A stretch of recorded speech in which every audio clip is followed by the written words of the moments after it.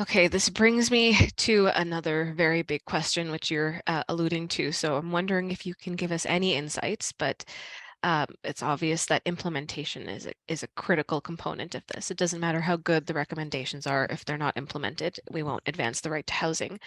And so I'm wondering, what does the review panel, well, what role do they play in helping to ensure implementation of these recommendations? So you touched on monitoring, but is there anything else? So there's some, there's choices available here, and I don't know what direction the review panel will take it, and certainly groups might want to think about what they think is the best.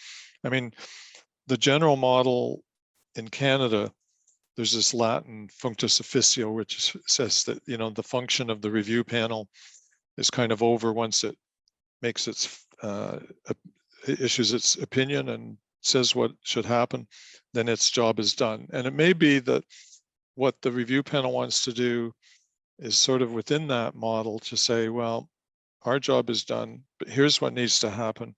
And here's a monitoring system. Here's a reporting system that could work. And it may be that, for example, it wants to suggest that the housing advocate plays a key role in monitoring the implementation, and that civil society organizations may have a procedure where they would be convened every 6 months to assess whether the measures that are being recommended are being adequately implemented.